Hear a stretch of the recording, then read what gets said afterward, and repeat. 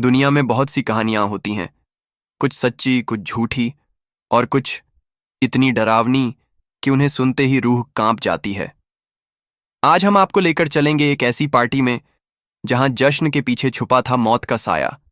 ये है खौफनाक बर्थडे पार्टी। पार्टी में चुराने आया भूत तो लाइट्स ऑफ करिए और ताला लगा दीजिए अपने दरवाजे को, क्योंकि अब जो आप सुनने जा रहे हैं वो आपके जहन में देर तक गूंजेगा। कभी कभी जिंदगी में कुछ ऐसे डिसीजंस ले लिए जाते हैं जो बाद में सिर्फ रिग्रेट नहीं बल्कि खौफ बनकर पीछा करते हैं। यही हुआ रिया के साथ। उसका बस एक छोटा सा सपना था, एक memorable birthday party, something different, something bold. Riya college की काफी पॉपुलर लड़की थी, स्टाइलिश, कॉन्फिडेंट और सबसे हटकर सोचने वाली। इस बार उसका 31वां बर्थडे था और उसने ठान लिया था कि इस बार पार्टी कुछ ऐसे जगह पर होगी जहां कोई पहले नहीं गया हो। क्लब्स, कैफेज, रूफटॉप्स, सब तो हो चुका था। उसे चाहिए था थ्रिल, एक मिस्टीरियस वाइब। बस फिर क्या था, उसके दिमाग में एक पुराना नाम आया, विंडसर विला। शहर के बाहरी हिस्से में एक पुराना बंगला जो अब सुनसान पड़ा था। कहते हैं वहां कभी बड़े लोग रहा करते थे, पर पिछले 10 सालों से वो बंद था। कुछ लोग तो ये भी कहते थे कि वहां कुछ है, पर रिया इन बातों में विश्वास नहीं करती थी। उसे थ्रिल चाहिए था और उसे यही स्पॉट परफेक्ट लगा।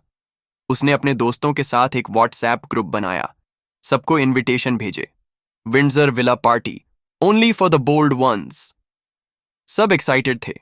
डीजे बुक हुआ, डेकोरेशन आई, लाइटिंग लगाई गई और पुरानी हवेली को एक रात के लिए एक हॉन्टेड पार्टी हब में बदल दिया गया। पार्टी की रात सब धीरे धीरे आने लगे। Loud music, drinks, snacks, laughter, हर कोने में एनर्जी भरी हुई थी। रिया ने शिमरिंग ब्लैक ड्रेस पहनी थी और वो सच में पार्टी की जान लग रही थी। लेकिन तभी उसकी नजर उस कोने पर पड़ी। एक आदमी, लंबा, दुबला, काले सूट में कोने में खड़ा था। उसका चेहरा साफ नहीं दिख रहा था, लेकिन उसका वाइब बाकी सबसे बिल्कुल अलग था।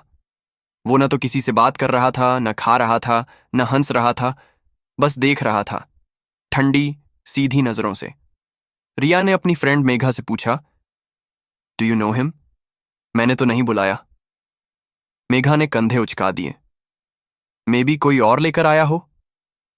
रिया को अजीब लगा, लेकिन उसने उस वक्त कुछ नहीं कहा। वो सोची शायद कोई रैंडम गेस्ट है। लेकिन थोड़ी देर में अजीब चीजें होने लगीं। पहले डीजे का म्यूजिक ग्लिच करने लगा, फिर केक टेबल के पास रखा एक वाइन ग्लास अपने आप गिर पड़ा। डीजे ने सिस्टम चेक किया, सब नॉर्मल था, बट सडनली स्पीकर से एक अजीब सी आवाज आने लगी, मेरा हिस्सा कहां है?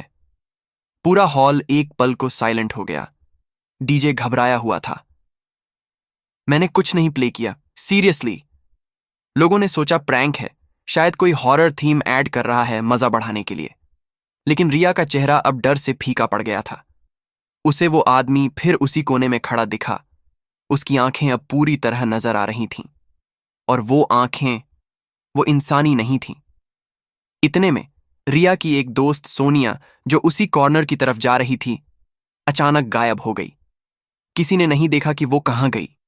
सबने सोचा वॉशरूम गई होगी, लेकिन घंटा बीत गया, कोई ट्रेस नहीं। रिया ने उसे कॉल किया। रिंगिंग जा रही थी, लेकिन जब कॉल उठा तो दूसरी तरफ से सिर्फ एक धीमी सी फुसफुसाहट आई। वो मेरा हिस्सा थी। अब रिया को यकीन हो गया कि कुछ बहुत बड़ा गलत है। पार्टी केओस में बदलने लगी। लोग इधर उधर भाग रहे थे, पर जैसे पूरी हवेली ने सब दरवाजे बंद कर दिए थे। कोई बाहर नहीं जा पा रहा था। रिया कुछ दोस्तों के साथ एक पुराने स्टोर रूम में घुसी। वहां एक डस्टी अलमारी में उन्हें कुछ पुराने अखबार और फोटोज मिले। एक न्यूज क्लिपिंग थी, विंडसर विला में बर्थडे पार्टी के दौरान हुई 4 लड़कियों की रहस्यमयी मौत, और उस आर्टिकल में एक आदमी की फोटो थी, नवीन सक्सेना। रिया हड़बड़ा गई। ये वही आदमी था, वही भूत जो आज उनकी पार्टी में आया था।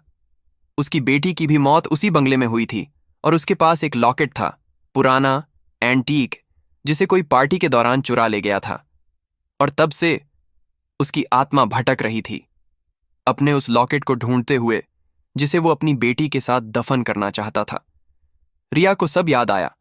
कुछ दिन पहले सोनिया ने एक पुराना लॉकेट पहन रखा था, एंटीक डिजाइन था। क्या वो वही था? तभी रिया को वही आदमी, या कहें वो भूत, वापस दिखाई दिया। इस बार वो हवा में तैरता सा लग रहा था और पूरे हॉल में अंधेरा छा गया। लाइट्स बुझ गईं, ठंडी हवा चलने लगी और फिर उसकी आवाज गूंजने लगी, मेरा हिस्सा लौट आओ। रिया कांपते हाथों से सोनिया का बैग ढूंढने लगी। स्टेज के पास पड़ा बैग चेक किया और वहां वही लॉकेट था। उसने डरते हुए लॉकेट उठाया और भूत की तरफ बढ़ाया। Take it please, leave us. भूत ने लॉकेट लिया। उसकी आंखों से खून बहना बंद हो गया। उसके चेहरे पर एक अजीब सी शांति छा गई, जैसे उसने अपना अधूरा काम पूरा कर लिया हो। अब तुम जा सकते हो, उसने कहा, और एक पल में वो गायब हो गया। हवेली के दरवाजे अपने आप खुल गए। लाइट्स वापस आ गईं। सब लोग जैसे नींद से जागे हों। किसी को ठीक से याद भी नहीं था कि क्या हुआ था। रिया ने उस रात के बाद कभी अपने बर्थडे के बारे में एक्साइटमेंट नहीं दिखाई। न इंस्टाग्राम पर फोटोज डाली, न किसी से पार्टी का जिक्र किया। और जब कोई उससे फैंसी लोकेशन पर पार्टी की बात करता तो वो सिर्फ एक बात कहती, कुछ मेहमान इनवाइट करने से नहीं आते, वो खुद पहुंचते हैं, कुछ चुराने नहीं, कुछ वापस लेने। क्या आपने भी कभी किसी पार्टी में कोई ऐसा मेहमान देखा है जिसे बाकी किसी ने नहीं देखा?